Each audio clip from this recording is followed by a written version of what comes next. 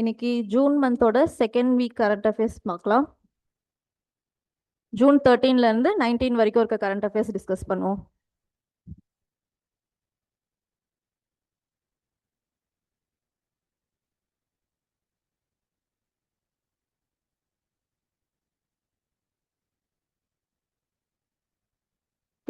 First news என்னன்னு பார்த்தீங்கன்னா, நீத்தி ஆயோக் வந்துட்டு ஸ்கூல் எஜுகேஷனுடைய ரிப்போர்ட் வந்துட்டு ரிலீஸ் பண்ணியிருக்காங்க.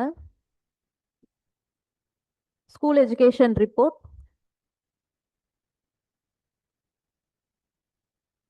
நீத்தி ஆயோக் வந்து ரிலீஸ் பண்ணியிருக்காங்க. இதில் என்ன சொல்லியிருக்காங்க அப்படின்னா, என்னென்னலாம் இம்ப்ரூவ்மெண்ட்ஸ் நடந்திருக்கு அண்ட் என்னெல்லாம் நம்ம இன்னும் இம்ப்ரூவ் பண்ணணும் அப்படிங்கிற மாதிரி வந்து கொடுத்துருக்காங்க.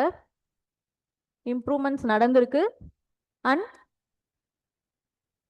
yet to be improved.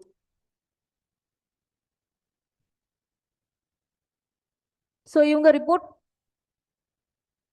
NITI ஆயோகோட report பிரகாரம் பார்த்தோம் அப்படின்னா, மொத்தம் வந்து இந்தியாவில் 14.71 லேக்ஸ் ஸ்கூல்ஸ் இருக்கு. இது வந்துட்டு private plus government schools 14.71 lakhs. இதுல மொத்தமா வந்துட்டு கிட்டத்தட்ட 25 crores வரைக்கும் வந்துட்டு ஸ்டூடெண்ட்ஸ் படிக்கிறாங்க. ஸோ இப்போ நம்ம ஸ்கூல் எஜுகேஷன் எடுத்துக்கிட்டோம் அப்படின்னா, இது என்ன மாதிரியான ப்ராப்ளம்ஸ்லாம் பேசிக்காக நமக்கு இருக்கும்? வெறும் ப்ராப்ளம்ஸ் பற்றி மட்டும் பேசினா என்ன மாதிரியான ஜென்ரல் ப்ராப்ளம்ஸ் இருக்கும் அப்படின்னு பார்த்தீங்கன்னா,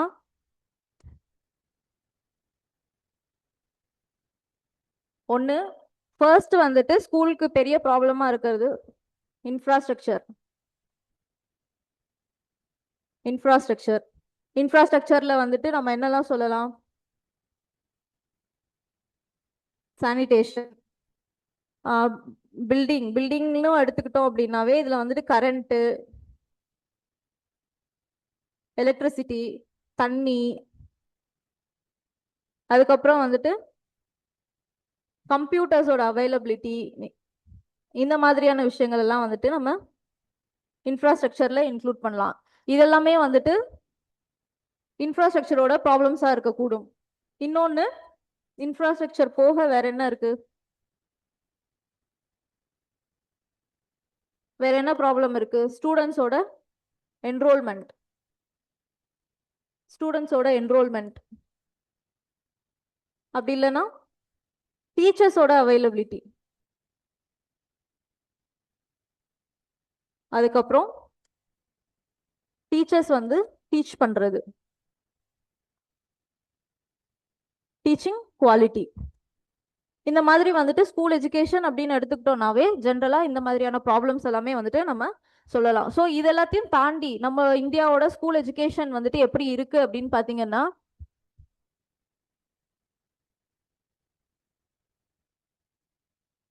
இதுல வந்து ஃபுல்லா வந்துட்டு என்ன சொல்லியிருக்காங்கன்னா, மொத்தமா வந்துட்டு 1 lakh plus ஸ்கூல்ஸ்ல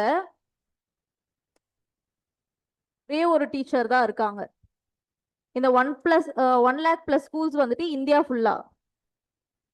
இதுல வந்துட்டு நம்ம தமிழ்நாடு மட்டும் எடுத்துக்கிட்டோம் அப்படின்னா 3671 ஸ்கூல்ஸ்.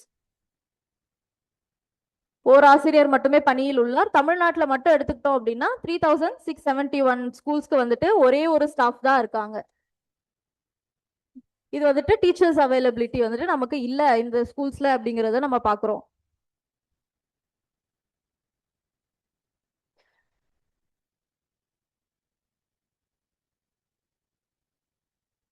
பட் இது வந்துட்டு நம்ம என்ன இம்ப்ரூவ்மெண்ட்ஸ் இருக்கு அப்படின்றது பார்ப்போம். ஃபர்ஸ்ட்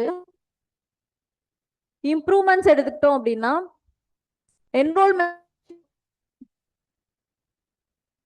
என்ரோல்மெண்ட் ரேஷியோ வந்துட்டு அதிகமாயிருக்கு. அண்ட் நம்ம சொன்ன மாதிரி இன்ஃப்ராஸ்ட்ரக்சர்னு எடுத்துக்கிட்டோம்னா, இன்ஃப்ராஸ்ட்ரக்சரோட இதுவும் வந்துட்டு இம்ப்ரூவ் ஆயிருக்கு.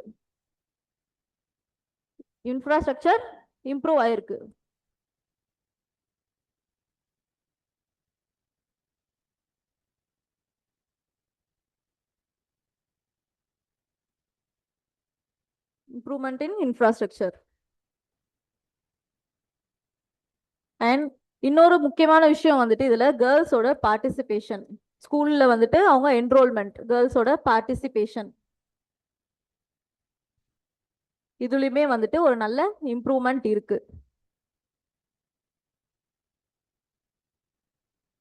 ஸோ இதெல்லாம் வந்து இம்ப்ரூவ்மெண்ட்ஸ் கீழே வரும். ஸோ இதை தாண்டி வந்துட்டு நமக்கு என்ன மாதிரியான ரெக்கமெண்டேஷன்ஸ் கொடுத்துருக்காங்க. இப்போ இந்த இம்ப்ரூவ்மெண்ட்ஸ்லாம் இருக்கு. இந்த இம்ப்ரூவ்மெண்ட்ஸ்லாம் எதனால நடந்திருக்கு அப்படின்னா, நேஷனல் எஜுகேஷன் பாலிசி கொண்டு வந்தது, அதுக்கப்புறம் வந்துட்டு நிபுன் பாரத் மிஷன்,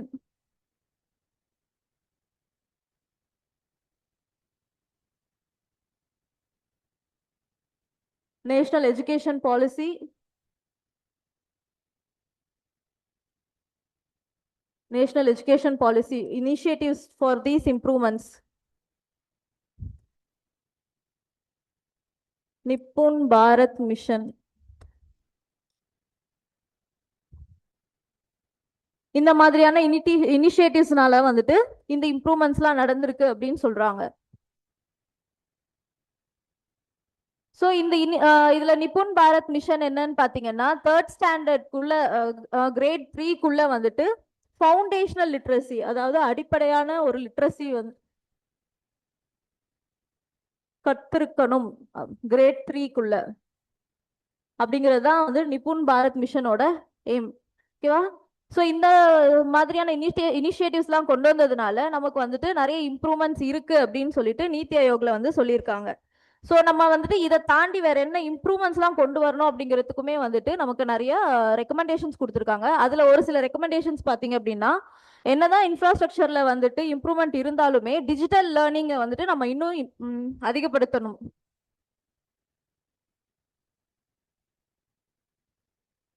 டிஜிட்டல் லேர்னிங்கை வந்துட்டு இன்க்ரீஸ் பண்ணணும். டிஜிட்டல் லேர்னிங்,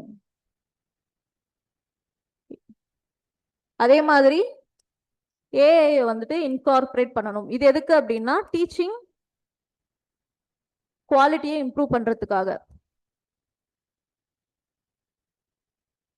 டீச்சிங் குவாலிட்டியை இம்ப்ரூவ் பண்றதுக்காக. அதே மாதிரி மேனேஜ்மெண்ட்லயுமே வந்துட்டு இம்ப்ரூவ்மெண்ட்ஸ் கொண்டு வரணும் அப்படின்னு சொல்றாங்க. ஸோ இந்த மாதிரி கிட்டத்தட்ட ஒரு 13 ரெக்கமெண்டேஷன்ஸ் வந்துட்டு நீத்தி ஆயோக்ல இருந்து நமக்கு சொல்லியிருக்காங்க. இது வந்துட்டு அவங்க என்ன பண்ணியிருக்காங்க அப்படின்னா, வெறும் நீத்தி ஆயோக் மட்டும் இல்லாம அதனோட சேர்த்து நிறைய என்ஜிஓஸும் வந்துட்டு ரிசர்ச் பண்ணி நம்மளுக்கு இந்த ரெக்கமெண்டேஷன்ஸ் வந்து கொடுத்துருக்காங்க.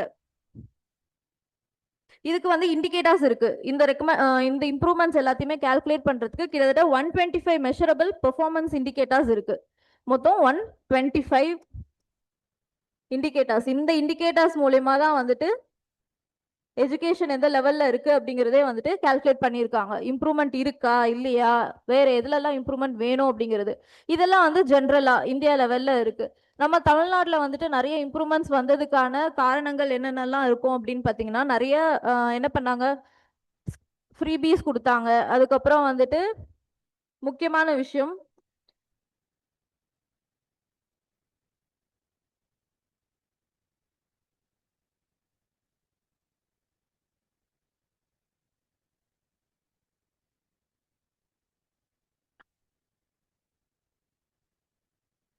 தமிழ்நாடு ரிலேட்டடா என்ன பண்ணாங்க, ஃப்ரீ ஸ்கூல் சப்ளைஸ் கொடுத்தாங்க.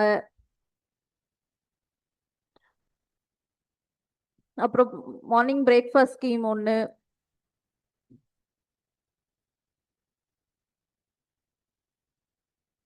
காலை உணவு திட்டம், அதுக்கப்புறம் ஸ்கூல் புக்ஸோட சேர்த்து சைக்கிள், பேக்ஸ்,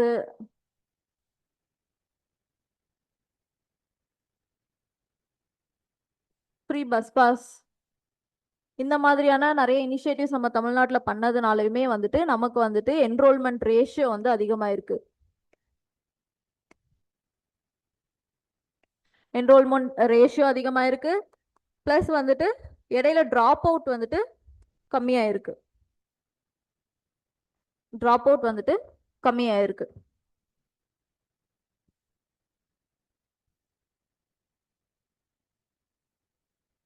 ஸோ இதெல்லாம் வந்துட்டு தமிழ்நாடோட இம்ப்ரூவ்மெண்ட்ஸ். இந்த இனிஷியேட்டிவ்ஸ்லாம் எடுத்ததுனால தமிழ்நாட்டில் வந்துட்டு நமக்கு எஜுகேஷன் வந்துட்டு நல்லா இருக்கு அப்படின்னு சொல்றாங்க. பட் அதை தாண்டி வேற என்னெல்லாம் வந்துட்டு ரெக்வஸ்ட் கேட்டிருக்காங்க அப்படின்னா, கவர்மெண்ட் ஸ்கூல் டீச்சர்ஸ் சைட்ஸ்ல இருந்து என்ன மாதிரியான ரெக்வஸ்ட் வந்திருக்கு அப்படின்னா, அவங்களுடைய டீச்சிங் இது ஸ்டைல் இம்ப்ரூவ் பண்றதுக்கும், அதை தாண்டி ஃபைல்ஸை வந்துட்டு ஸ்டோர் பண்றதுக்கும், ஸ்டூடெண்ட்ஸோடைய இன்ஃபர்மேஷன்ஸை ஸ்டோர் பண்றதுக்கோ, இல்லை வந்துட்டு இந்த காலை மற்றும் மதிய உணவு திட்டத்தை பார்க்கறதுக்கோ, சூப்பர்வைஸ் பண்றதுக்கோ, அண்ட் இந்த ஃப்ரீபீஸ் இந்த விலையில்லா பொருட்கள் கொடுக்கறதுக்கோ, இந்த மாதிரியான விஷயங்கள் எல்லாத்துக்குமே வந்துட்டு எஜுகேஷன் பிளஸ் நான் எஜுகேஷன் சைடு இந்த ரெண்டுத்துக்குமே வந்துட்டு கவனிக்கிறதுக்குன்ட்டு தனி ஆட்களை போட்டு சூப்பர்வைஸ் பண்ணியே ஆகணும் அப்படின்னு சொல்லிட்டு கவர்மெண்ட் ஸ்கூல் டீச்சர்ஸ் சைட்ல இருந்து நமக்கு ரெக்கமெண்டேஷன்ஸ் வந்திருக்கு. ஸோ இந்த எடிட்டோரியல் டோட்டலா என்ன சொல்ல வராங்க அப்படின்னா, நீத்தி ஆயோக் வந்துட்டு எந்த அளவுக்கு என்ன இனிஷியேட்டிவ்ஸ்லாம் ஸ்கூல் எஜுகேஷன் டிபார்ட்மெண்ட்ல நமக்கு இம்ப்ரூவ்மெண்ட்டை கொடுத்துருக்கு, பிளஸ் என்னெல்லாம் நம்ம வந்து இம்ப்ரூவ் பண்ணணும், இந்தியா லெவல்ல மட்டும் இல்லாம தமிழ்நாட்டு லெவல்ல வேற என்னெல்லாம் நம்ம இம்ப்ரூவ் பண்ணணும் அப்படிங்கிறது தான் வந்துட்டு இந்த பள்ளி கல்வியில் சவால்கள்.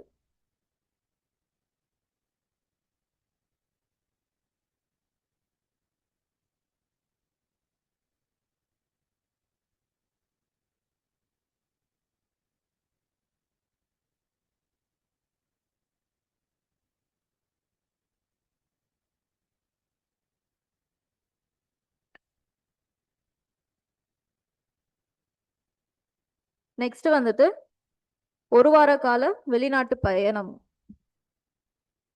இது ஆக்சுவலி இதுல இம்பார்ட்டன்ட் என்னன்னு பாத்தீங்க அப்படின்னா, அவர் எங்க போயிருக்காங்க, அந்த போனதுனால அவங்க வந்துட்டு என்ன ஷோகேஸ் பண்ணியிருக்காங்க, என்ன வந்துட்டு டிஸ்கஸ் பண்ணியிருக்காங்க, அதுக்கப்புறம் வந்துட்டு G7 சமிட். ஓகேவா? ஸோ இதுல பாத்தீங்கன்னா ஒரு வார கால வெளிநாட்டு பயணம்ல மோடி நம்ம பிரைம் மினிஸ்டர் வந்துட்டு பிரான்ஸ் போயிருக்காங்க. ஸோ இவங்க இந்த 2026 வந்துட்டு என்னன்னு செலிப்ரேட் பண்றாங்கன்னா, இந்தியா பிரான்ஸ் புத்தாக்க ஆண்டு அப்படின்னு செலிப்ரேட் பண்றாங்க.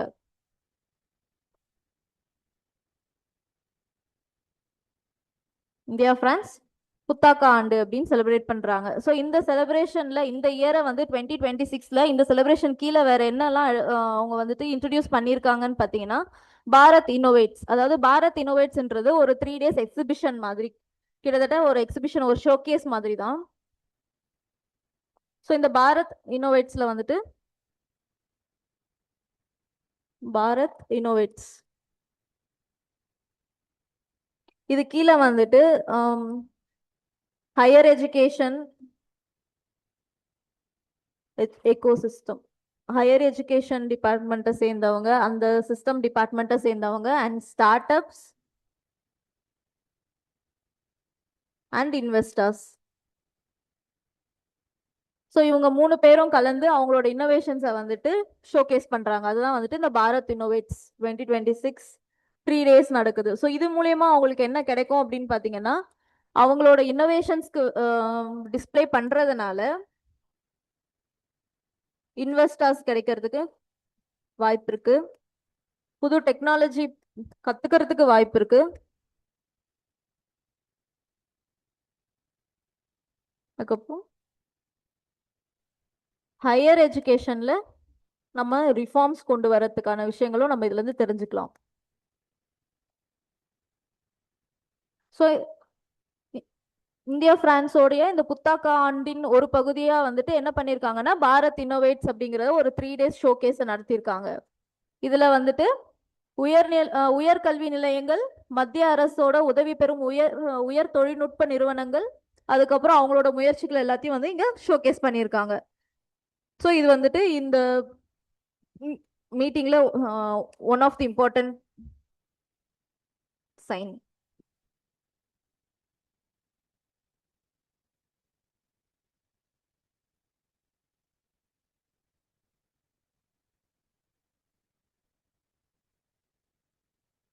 ஓகே.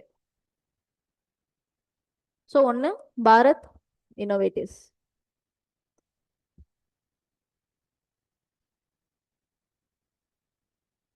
இன்னோவேட்ஸ். ரெண்டாவது வந்துட்டு ரஃபேல் போர் விமானங்களை பத்தியான டிஸ்கஷன் நடக்கிறதுக்கும் வாய்ப்பு இருக்கு அப்படின்னு சொல்லியிருக்காங்க.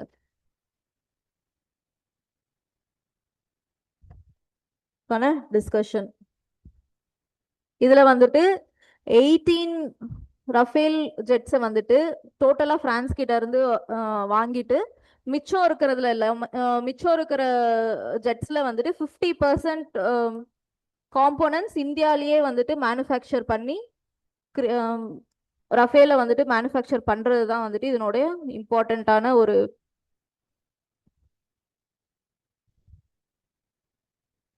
In India. இந்தியாலேயே மேனுஃபேக்சர் பண்ணணும் அப்படிங்கிறது தான் இதனோட இம்பார்ட்டன்ட் திங். இதுல வந்துட்டு அடுத்து இது வந்து செகண்ட். நெக்ஸ்ட் தேர்ட் வந்துட்டு G7 சமிட். ஸோ இந்த G7 சமிட் வந்துட்டு ஏவியன் பிரான்ஸ்ல வந்துட்டு நடக்குது. ஓகேவா? ஸோ இதை அட்டன் பண்றதுக்கும் மோடி வந்துட்டு பிரான்ஸ்ல ஸ்டே பண்றாங்க. ஸோ இந்த G7 இந்த G7ங்கிறது என்ன? 2026 வந்துட்டு ஆக்சுவலி 52nd G7 சமிட்.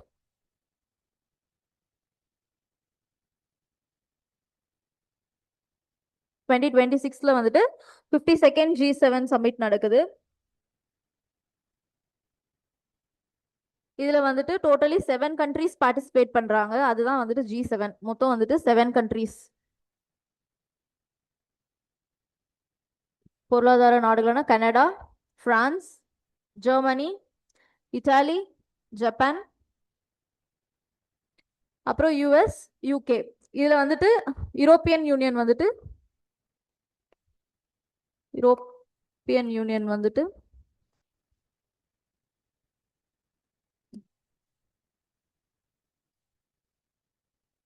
ஒரு ஸ்பெக்டேட்டர் மாதிரி கலந்துக்குவாங்க. ஸோ இந்த G7ல வந்துட்டு என்ன பண்ணுவாங்க அப்படின்னா இந்த எல்லா கண்ட்ரீஸ்ல இருக்க இந்த தலைவர்கள்லாம் சேர்ந்து முக்கியமான உலக விஷயங்கள் லைக் பாலிடிக்ஸ், செக்யூரிட்டி, அடுத்து வந்துட்டு என்விரான்மெண்ட் ரிலேட்டட் இந்த மாதிரியான விஷயங்கள் எல்லாத்தையும் டிஸ்கஸ் பண்ணி இதுக்கான சொல்யூஷன்ஸ் கொண்டு வருவாங்க. இதுதான் வந்துட்டு இந்த G7 சம்மிட்டோடைய முக்கியமான வேலை. Discussions and solutions.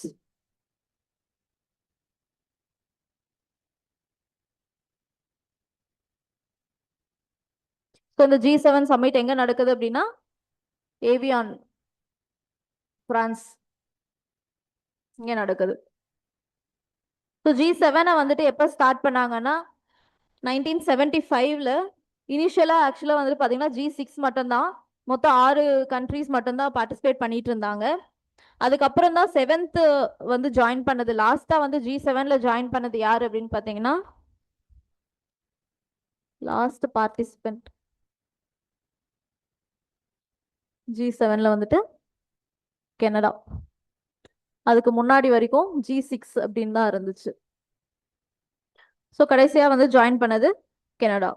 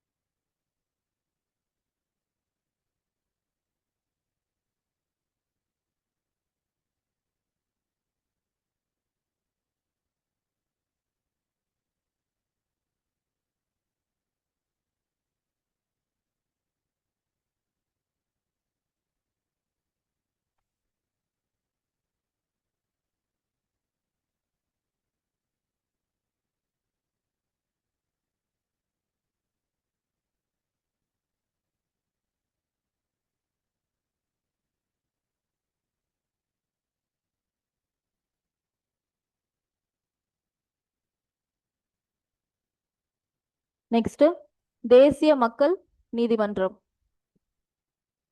அது லோக் அதாலத்.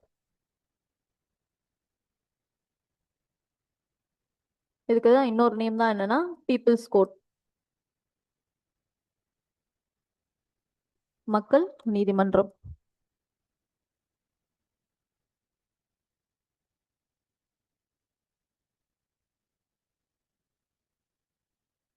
ஸோ லோக் அதாலத் கீழே தமிழ்நாட்டில் வந்துட்டு மொத்தம் 91,000 கேசஸ் வந்துட்டு கிளியர் பண்ணியிருக்காங்க. 91,000 கேசஸ் வந்துட்டு கிளியர் ஆயிருக்கு.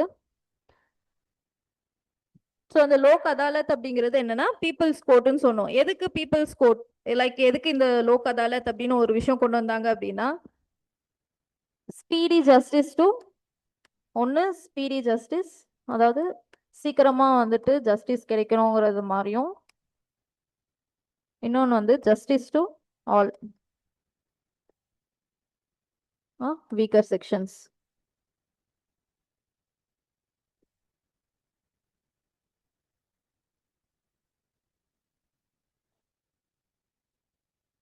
வீக்கர் செக்ஷன்ஸ்,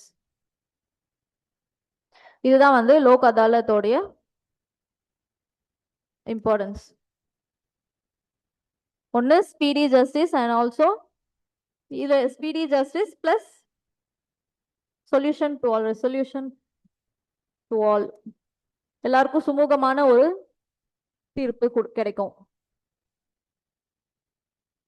இல்ல ஒரு செட்டில்மெண்ட், ரெண்டு ரெண்டு தரப்பாளுங்களும் ஒரு செட்டில்மெண்ட்டுக்கு வந்துருவாங்க.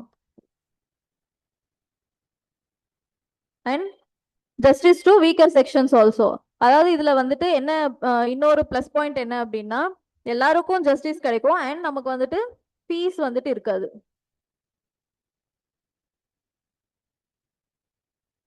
லீகலா நம்ம லாயர் எல்லாம் அரேஞ்ச் பண்ணி பே பண்ற மாதிரியான ஃபீஸஸ்லாம் வந்துட்டு இதுல கிடையாது. இதுதான் வந்து லோக் அதாலத்தோட சிறப்பம்சங்கள். ஃபர்ஸ்ட் லோக் அதாலத் எங்க நடந்துச்சுன்னு பாத்தீங்கன்னா 1982ல ஃபர்ஸ்ட் லோக் அதாலத் வந்து குஜராத்ல நடந்துச்சு. ஆனா 1987ல தான் வந்துட்டு லோக் அதாலத்துக்கு ஸ்டாட்யூட்டரி ஸ்டேட்டஸ் கிடைச்சது.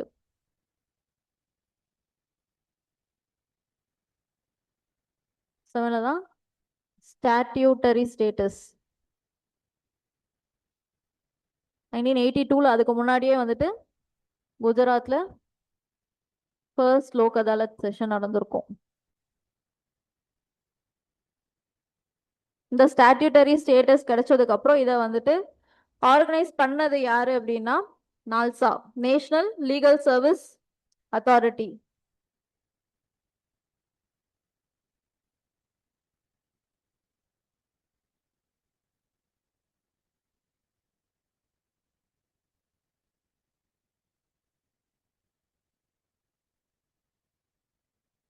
லீகல் சர்வீஸ் அத்தாரிட்டி இவங்க தான் வந்துட்டு இவங்க ஒன் ஆஃப் த எய்ம்ஸ் தான் வந்துட்டு என்னன்னா organising Lok Adalat.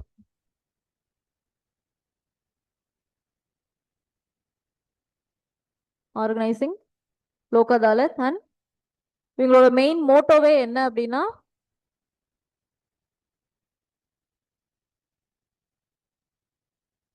Justice to all, accessing justice to all.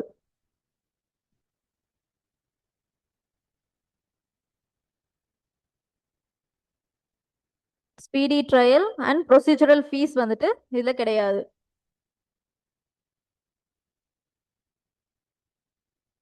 Lok அதாலத்தோட composition, ஒரு சேர்மேன் இருப்பாங்க, 2 மெம்பர்ஸ் இருப்பாங்க, அது போக ஒரு சோஷியல் ஒர்க்கர் இருப்பாங்க.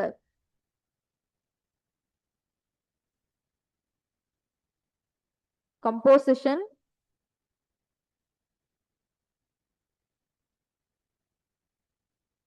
ஒரு சேர்பர்சன், 2 மெம்பர்ஸ், ஒரு சோஷியல் ஒர்க்கர். இந்த ஒரு சேர்மேன் வந்துட்டு ரிட்டையர்ட் ஆர் சிட்டிங் ஜட்ஜா இருக்கலாம். இந்த 2 மெம்பர்ஸ் வந்துட்டு லாயர்ஸா இருப்பாங்க. ஸோ இதுதான் வந்து லோக் அதாலத்தோட கம்போசிஷன். ஸோ அவங்களோட மெயின் எய்ம் என்ன? Speedy justice and justice to all. And அதனோட அட்வான்டேஜஸ் என்ன அப்படின்னா, வீக்கர் செக்ஷன் பீப்புளுக்கு வந்துட்டு ஜஸ்டிஸ் கிடைக்கிற மாதிரி பண்றது. அண்ட் ஆல்சோ அவங்க கிட்ட இருந்து ஃபீஸ் அந்த மாதிரி எந்த விஷயம் இல்லாதனால அவங்களுக்கு வந்துட்டு ஈஸியா ஜஸ்டிஸ் அட்டைன் பண்ண முடியும். அனைவருக்கும் நீதி வழங்குதல்.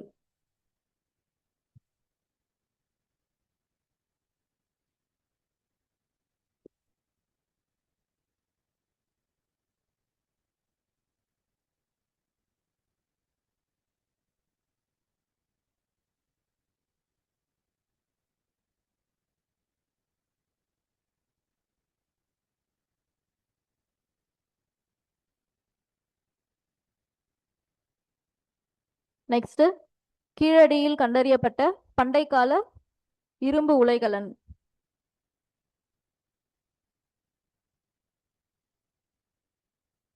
இரும்பு உலைகலன் அப்படின்னா பர்னேஸ்,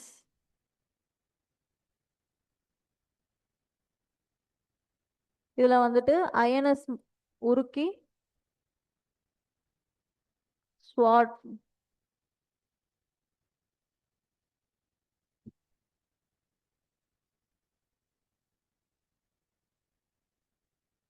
இரும்பு தாதுக்களை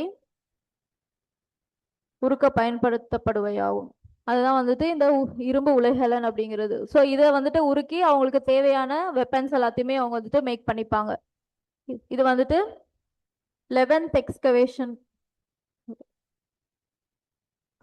சைட்.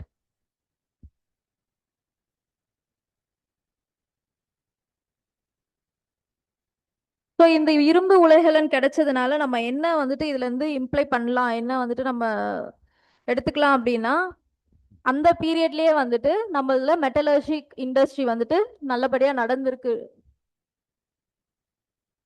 மெட்டலர்ஜி இண்டஸ்ட்ரி, அதாவது இண்டஸ்ட்ரியோட growth-உம் பீப்புளோட கிரியேட்டிவிட்டி அண்ட் இன்டெலிஜென்ஸ்,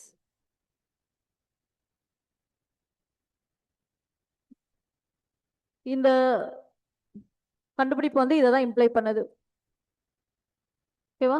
அப்பவே வந்துட்டு நமக்கு வந்துட்டு எப்படி மெட்டல்ஸ் வெப்பன்ஸை வந்துட்டு பண்ணணும், அதுக்கான ஃபர்னஸ் எப்படி யூஸ் பண்ணணும் அப்படிங்கிற இது எல்லாமே வந்துட்டு தெரிஞ்சிருக்கு. ப்ளஸ் ஆல்சோ அது மூலயமா நம்மளுடைய இண்டஸ்ட்ரி, மெட்டலர்ஜி இண்டஸ்ட்ரின்னு ஒன்று இருந்திருக்கலாம், அதனோட growth-உம் வந்துட்டு எந்த அளவுக்கு இருக்கு அப்படிங்கிறது இதுக்கு அடுத்து பண்ற ரிசர்ச்ல வந்துட்டு அது தெரிய வரும்.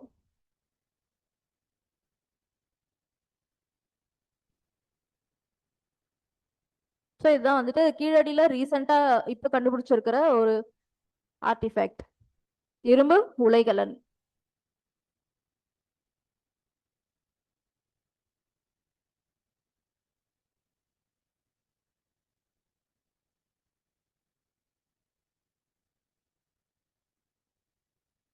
அதை உருக்கி கத்தி, அரிவாள் அண்ட் வேளாண் கருவிகள் எல்லாமே வந்துட்டு தயார் செய்திருக்கலாம் அப்படின்னு சொல்ல வராங்க.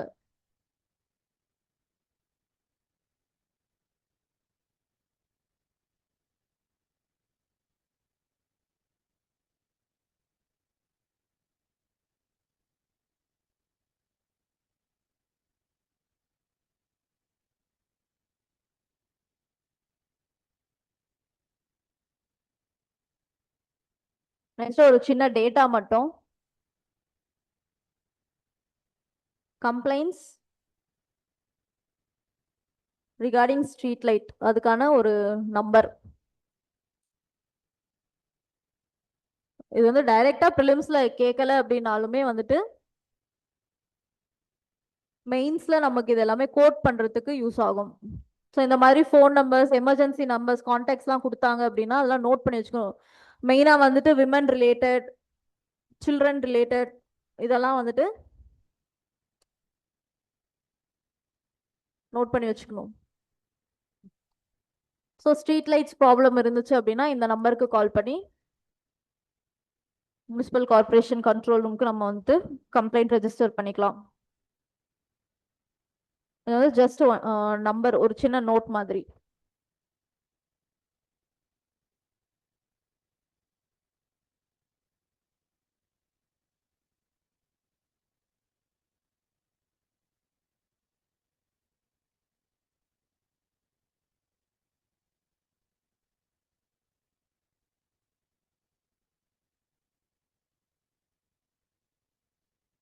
நெக்ஸ்ட் சவுத் கொரியால சிவகாசியோட கிராக்கர்ஸ் ஷோகேஸுக்கு வந்துட்டு பெர்மிஷன் வாங்கியிருக்கிறதா சொல்லியிருக்காங்க. ஸோ இதனால நமக்கு என்ன யூஸ் ஆகும் அப்படின்னு பார்த்தோம்னா, தென் கொரியாவில் சிவகாசி பட்டாசுகளை காட்சிப்படுத்த அனுமதி பெறப்பட்டுள்ளதாக அமைச்சர் தெரிவித்தார்.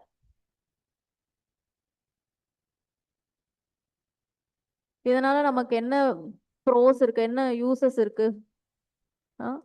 ஒன்று, இன்க்ரீசிங் எக்ஸ்போர்ட். நம்மளோட ப்ராடக்ட்ஸுக்கு, நம்மளோட கிராக்கர்ஸ்க்கு டிமாண்ட் அதிகமாகும் போது நம்ம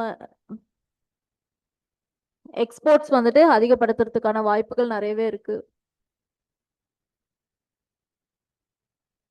கிராக்கர்ஸ் டிமாண்ட் அதிகமாகும். அடுத்து, இங்க இருக்கிற பீப்புளோட ஸ்டாண்டர்ட் ஆஃப் லிவிங், வாழ்க்கை தரம் வந்துட்டு இம்ப்ரூவ் ஆகலாம். Improvement in standard of living.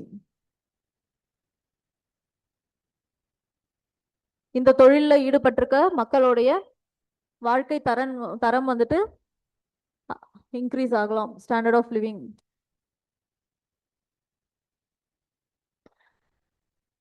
Maybe new technology adoption.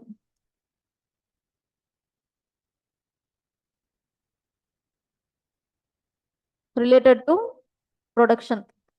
இது தயாரிக்கிறதுக்கான டெக்னாலஜியோட அடாப்ஷனும் நமக்கு கிடைக்கலாம். ஸோ சிவகாசியில் வந்துட்டு சிவகாசி கிராக்கர்ஸை வந்துட்டு சவுத் கொரியாவில் ஷோகேஸ் பண்ணுறதுனால நம்மளுக்கு இந்த யூசேஜஸ் எல்லாம் இருக்கு. ஸோ இப்போ சிவகாசி கிராக்கர்ஸை வந்துட்டு எக்ஸ்போர்ட் லிஸ்ட்ல என்னவா வச்சிருக்காங்க அப்படின்னா, ஆரஞ்ச் கேட்டகரியில வச்சிருக்காங்க. ஆரஞ்ச் கேட்டகரியில இருக்கு. இதை வந்துட்டு ஒயிட் கேட்டகரிக்கு மாற்ற சொல்லி ரெக்வெஸ்ட் பண்ணியிருக்காங்க.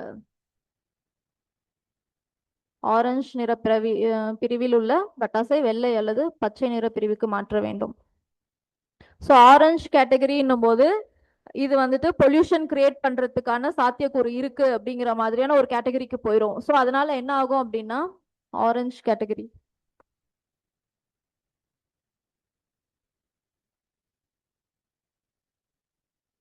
பொல்யூஷன் கிரியேஷனுக்கு பாசிபிலிட்டி இருக்கு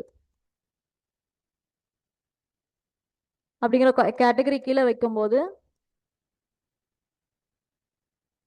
எக்ஸ்போர்ட் வந்துட்டு ஸ்ட்ரிக்டா இருக்கும். எக்ஸ்போர்ட்ஸ் வந்துட்டு ஸ்ட்ரிக்டா இருக்கும். அதனாலேயே வந்துட்டு எக்ஸ்போர்ட் பண்ண முடியாம போகிறதுக்கான வாய்ப்புகள் நிறைய இருக்கு. ஸோ நிறைய ஸ்ட்ரிக்ட் ரூல்ஸ் வந்துட்டு ஃபாலோ பண்ணுவாங்க. ஸோ அதனாலதான் என்ன சொல்றாங்கன்னா, இது ஒயிட் கேட்டகரி. ஒயிட் கேட்டகரினா நெக்லிஜென்ட், அதாவது இதுல பொல்யூஷன் அந்த அளவுக்கு கிரியேட் ஆகிறதுக்கு வாய்ப்பு இல்லை அப்படிங்கிற ஒரு கேட்டகரி மாத்த சொல்லி கேட்டிருக்காங்க. Negligible amount of pollution. Negligible அமௌண்ட்னா இதுல இருந்து அந்த அளவுக்கு பொல்யூஷன் கிரியேட் பண்ணாத அளவு தான் இருக்கும். ஸோ ஒயிட் கேட்டகரிக்கு மாத்த சொல்லி ரெக்வெஸ்ட் கொடுத்துருக்காங்க.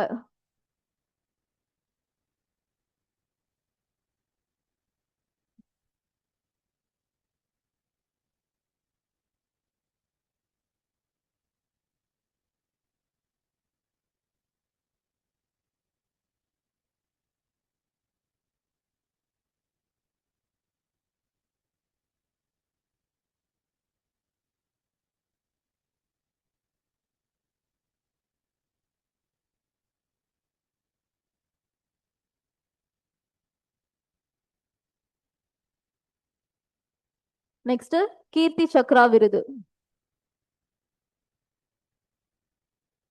கீர்த்தி சக்ரா அவார்ட் நம்ம தமிழ்நாட்டை சேர்ந்த லான்ஸ் நாயக் மீனாட்சி சுந்தரத்துக்கு வந்துட்டு கொடுத்துருக்காங்க. ஸோ இந்த அவார்ட் யாருக்கு தருவாங்க அப்படின்னா, வார் ஜோன்ல தைரியமா பார்ட்டிசிபேட் பண்ணி எனிமீஸோட சண்டை போட்டவங்களுக்கோ இல்ல வார்ல வந்து இறந்தவங்களுக்கோ கொடுக்கற செகண்ட் ஹையஸ்ட் அவார்ட் வந்து கீர்த்தி சக்ரா அவார்ட். ஃபர்ஸ்ட் இந்த அவார்ட் எப்போ கொடுத்தாங்க அப்படின்னா 1952ல கொடுத்தாங்க. அப்போ இதனோட நேம் வந்துட்டு 1952. அசோக் சக்ரா கிளாஸ் 2. அசோக் சக்ரா கிளாஸ் 2. அப்ப வந்து இந்த நேம் கீழே தான் இந்த அவார்ட் வந்துட்டு கொடுத்துட்டு இருந்தாங்க. இப்போ அதுக்கப்புறம் வந்துட்டு இதனோட அவார்ட் நேமை வந்துட்டு கீர்த்தி சக்ரா அப்படின்னு சேஞ்ச் பண்ணியிருக்காங்க. இது வந்து second highest peace time gallantry award.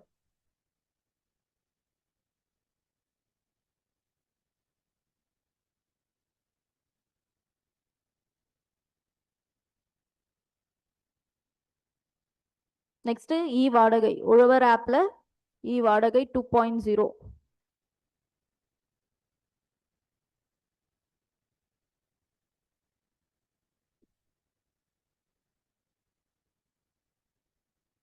So உழவன் ஆப் வந்துட்டு அக்ரிகல்ச்சருக்கு ரிலேட்டடான ஒன் ஸ்டாப் சொல்யூஷன் மாதிரி. ஒன் ஸ்டாப் சொல்யூஷன் அதாவது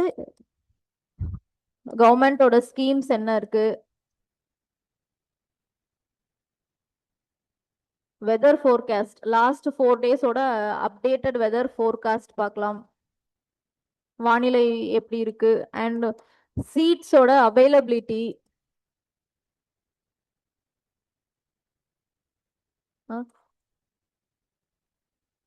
விதைகள், அதுக்கப்புறம் வந்துட்டு அக்ரிகல்ச்சருக்கு யூஸ் பண்ற மிஷினரி,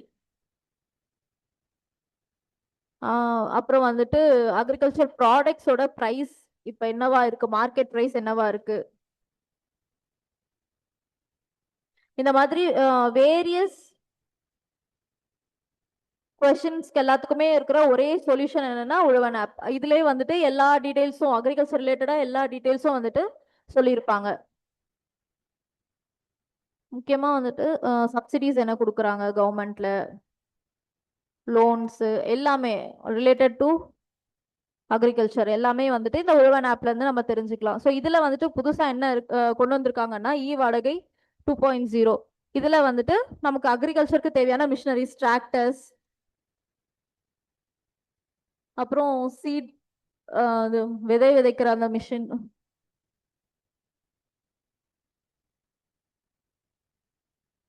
அண்ட் அதர் மிஷினரிஸ், இது எல்லாத்தையுமே வந்துட்டு வாடகைக்கு கிடைக்கிற மாதிரி ஆன ஒரு ஆப்ஷன் தான் வந்துட்டு ரெண்டல் ஆப்ஷன். அதுதான் வந்துட்டு இந்த இ வாடகை 2.0.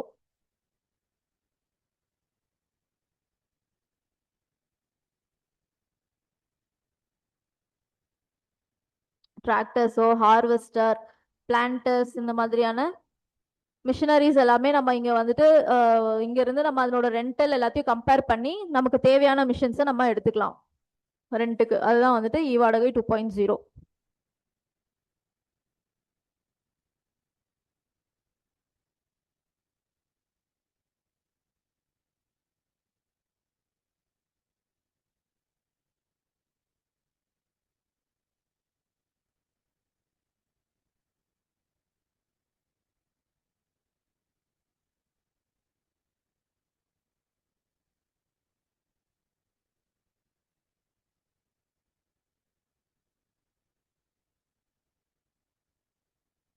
நெக்ஸ்ட் இந்த காலை உணவு திட்டம். ஸோ காலை உணவு திட்டம் வந்துட்டு ஃபர்ஸ்ட் நமக்கு 2022ல இன்ட்ரடியூஸ் பண்ணாங்க. 2022ல அப்போ வந்து ஃபர்ஸ்ட் ஸ்டாண்டர்ட்ல இருந்து 5th ஸ்டாண்டர்ட் வரைக்குமான ஸ்டூடெண்ட்ஸ்க்கு சாப்பிட்ற மாதிரி ஸ்கீமா இருந்துச்சு. அந்த ஸ்டூடெண்ட்ஸை மட்டும்தான் வந்துட்டு இதுல இன்க்ளூட் பண்ணியிருந்தாங்க. இப்போ வந்துட்டு இந்த காலை உணவு திட்டத்துல வந்துட்டு 8th ஸ்டாண்டர்ட் வரைக்கும், அதாவது 6th 7th 8th அந்த மூணுமே வந்துட்டு 2026ல first standard to 8th standard ஸ்டூடெண்ட்ஸ்க்கு வந்துட்டு கிடைக்கிற மாதிரி இன்க்ளூட் பண்ணியிருக்காங்க. ஸோ இது இந்த காலை உணவு திட்டத்தோட ப்ரோஸ் என்னன்னா, இது மூலயமா நம்ம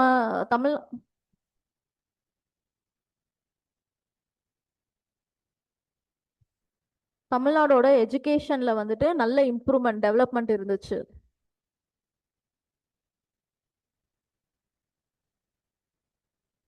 இன்க்ரீஸ்ட் என்ரோல்மெண்ட் ரேஷியோ,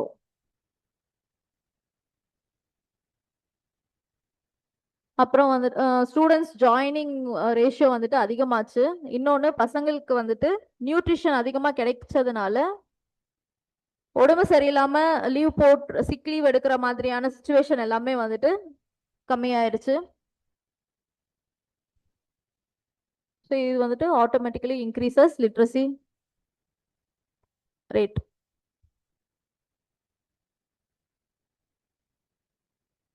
நம்மளோட ட்ராப் அவுட் ரேட்டும் கம்மியாயிருச்சு.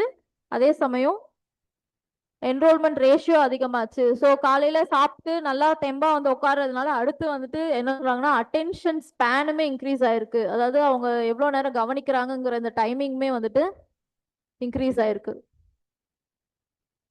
இது எப்போ லான்ச் பண்ண போறாங்க அப்படின்னா செப்டம்பர் 17th.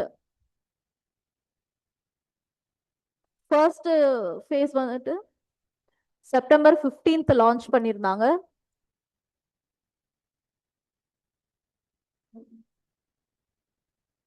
இது வந்துட்டு செப்டம்பர் 15th லான்ச் பண்ண போறாங்க.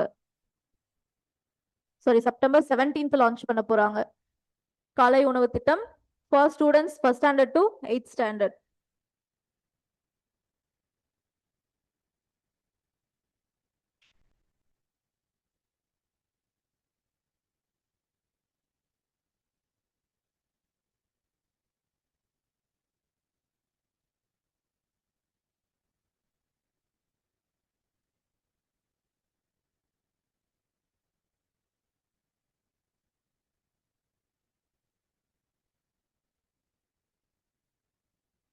ஸோ கூடங்குளம் அணுமின் நிலையத்துல வந்துட்டு 320 டன்ஸ் அணு உலை அழுத்த கலன் நிறுவப்பட்டது.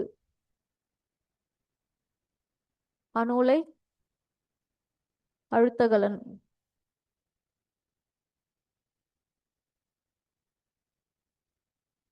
Reactor pressure vessel. ஸோ இந்த ரியாக்டர் பிரஷர் வெசலோட யூசஸ் என்ன அப்படின்னா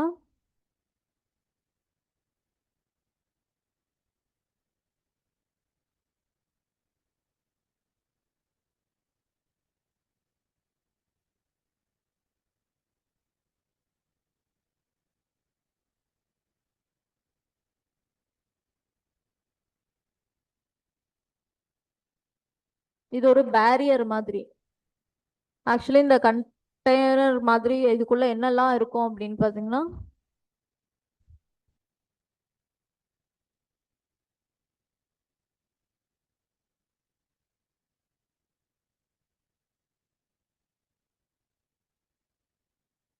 nuclear assemblies, nuclear fuel assemblies, அதுக்கப்புறம் வந்துட்டு நிறைய ராட்ஸு இது எல்லாமே இதுக்குள்ள இருக்கும். இது போக இதுல வந்து கூலண்ட் இது எல்லாத்தையுமே கவர் பண்ற மாதிரியான ஒரு விஷயம் தான் இந்த வந்து ரியாக்டர் ப்ரெஷர் வெசல் அப்படிங்கிறது. இது எதுக்கு அப்படின்னா இதுல இருந்து எந்த ரேடியோ ஆக்டிவ் எலமெண்ட்ஸும் வந்து எஸ்கேப் ஆகாம இருக்கிறதுக்கு, என்விரான்மெண்ட்குள்ள எந்த ஒரு ரேடியோ ஆக்டிவ் எலமெண்ட்ஸும் எஸ்கேப் ஆகாம இருக்கிறதுக்காக வந்து ஒரு செக்யூரிட்டி பேரியர் மாதிரி. ஸோ ஸோ இந்த ப்ரெஷர் வெசலோட மெயின் பர்பஸே வந்துட்டு இதுல இருந்து எந்த ஒரு ரேடியோ ஆக்டிவ் எலமெண்ட்ஸும் எஸ்கேப் ஆகாம பாத்துக்கிறது தான். இந்த கூடங்குளம் அணுமின் நிலையத்தோட ஃபுல் கெப்பாசிட்டி எவ்வளோ அப்படின்னு பார்த்தீங்கன்னா 6000 மெகாவாட். 6000 மெகாவாட்.